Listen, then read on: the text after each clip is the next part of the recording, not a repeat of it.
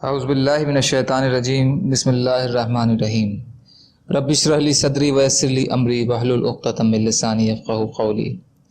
حیات الصحابہ رضی اللہ عنہم، حصہ اول، دعوت کا باب، فتح مکہ کا قصہ۔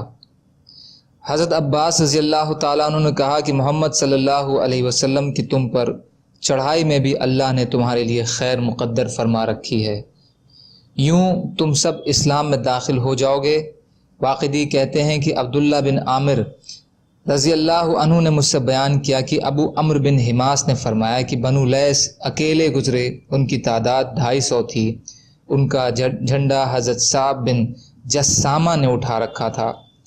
گزرتے وقت انہوں نے 3 دفعہ بلند آواز سے اللہ اکبر کہا۔ حضرت ابو سفیان نے پوچھا کہ یہ کون ہیں؟ حضرت عباس نے کہا بنو لیث ہیں۔ پھر سب سے آخر میں قبیلہ اشجع گزرا، یہ 300 تھے۔ ان کا ایک جھنڈا حضرت معقل بن سنان کے ہاتھ میں تھا اور دوسرا نعیم بن مسعود کے ہاتھ میں تھا۔ حضرت ابو سفیان نے کہا کہ یہ لوگ عربوں میں سے حضور صلی اللہ علیہ وسلم کے لیے سب سے زیادہ سخت تھے۔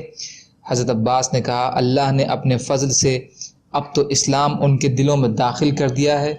حضرت ابو سفیان کچھ دیر خاموش رہے اور پھر پوچھا کہ ابھی تک محمد صلی اللہ علیہ وسلم نہیں گزرے؟ حضرت عباس نے کہا ابھی تک تو نہیں گزرے جس دستے میں حضور صلی اللہ علیہ وسلم ہیں۔ اگر تم اس کو دیکھو گے تو تمہیں لوہا ہی لوہا اور گھوڑے ہی گھوڑے اور بڑے بہادر آدمی نظر آئیں گے، اور ایسا لشکر دیکھو گے جس کے مقابلے کو کسی میں طاقت نہیں۔ حضرت ابو سفیان نے کہا کہ اللہ کی قسم اے ابو فضل، اب تو مجھے بھی اسی کا یقین ہو گیا ہے کہ ان سے مقابلے کی طاقت کسی میں نہیں ہے۔ جب حضور صلی اللہ علیہ وسلم کا دستہ نمودار ہوا تو ہر طرف لوہا ہی لوہا اور گھوڑوں کے سموں سے اڑنے والا غبار نظر آنے لگا۔ لوگ لگاتار گزر رہے تھے۔ حضرت ابو سفیان ہر مرتبہ پوچھتے ابھی تک محمد صلی اللہ علیہ وسلم نہیں گزرے؟ حضرت عباس رضی اللہ عنہ کہتے نہیں۔ اتنے میں حضور صلی اللہ علیہ وسلم اپنی کسوہ اونٹنی پر گزرے۔ آپ صلی اللہ علیہ وسلم کے دائیں بائیں حضرت ابو بکر اور حضرت اسید بن حضیر تھے۔ آپ صلی اللہ علیہ وسلم ان دونوں سے بات کر رہے تھے۔ عباس نے کہا یہ رسول اللہ صلی اللہ علیہ وسلم اپنے کالے دستے میں تشریف لے جا رہے ہیں، اس میں مہاجرین اور انصار ہیں، اس میں چھوٹے بڑے بہت سے جھنڈے ہیں، ہر انصاری بہادر کے ہاتھ میں ایک بڑا جھنڈا اور ایک چھوٹا جھنڈا ہے، سب لوہے سے ایسے ڈھکے ہوئے ہیں کہ آنکھ کے علاوہ اور کچھ نہیں نظر آ رہا۔ حضرت عمر پر لوہا ہی لوہا اور وہ اپنی بلند اور گرجدار آواز سے لشکر کو ترتیب سے چلا رہے ہیں۔ حضرت ابو سفیان نے پوچھا کہ اے ابو فضل، یہ اونچی آواز سے بولنے والا شخص کون ہے؟ حضرت عباس نے کہا یہ عمر بن خطاب رضی اللہ عنہ۔ ابو سفیان نے کہا بنو عدی، حضرت عمر کا خاندان تو بہت کم تھے، بڑے ذلیل تھے، اب تو ان کی بات بڑی اونچی ہو گئی۔ حضرت عباس نے کہا اے ابو سفیان، اللہ جسے چاہیں جیسے چاہیں اونچا کر دیں۔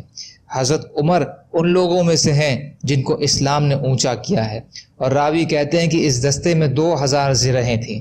حضور نے اپنا جھنڈا حضرت سعد بن عبادہ کو دے رکھا تھا، وہ دستے کے آگے چل رہے تھے۔ جب حضرت سعد حضور کا جھنڈا لے کر ابو سفیان کے پاس سے گزرے تو انہوں نے ان کو آواز دے کر کہا کہ آج کا دن خون ریزی کا دن ہے، آج کے دن حرم مکہ کی حرمت اٹھا لی جائے گی، آج اللہ تعالیٰ قریش کو ذلیل کر دیں گے۔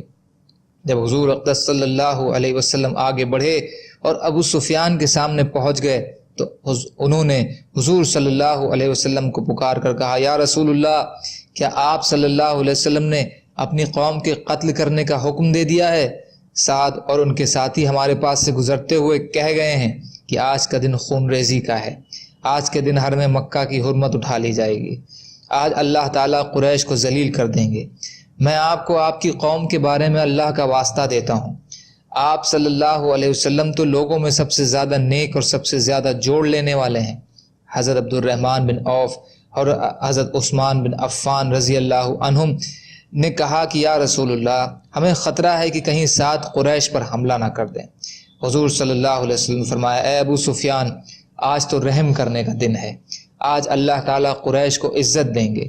پھر حضور صلی اللہ علیہ وسلم نے حضرت سعد کے پاس آدمی بھیج کر ان کو معزول کر دیا اور فرمایا کہ جھنڈا قیس کو دے دیں۔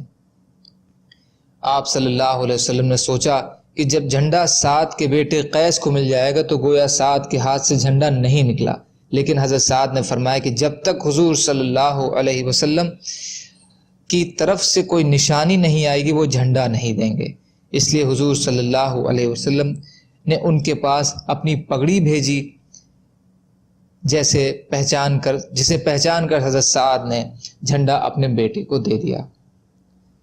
سبحان اللہ و بحمدہ، سبحانک اللہم و بحمدک، اشہد ان لا الہ الا انت، استغفرک و اتوب الیک۔ سبحان ربک رب العزۃ عما یصفون وسلام علی المرسلین والحمد للہ رب العالمین۔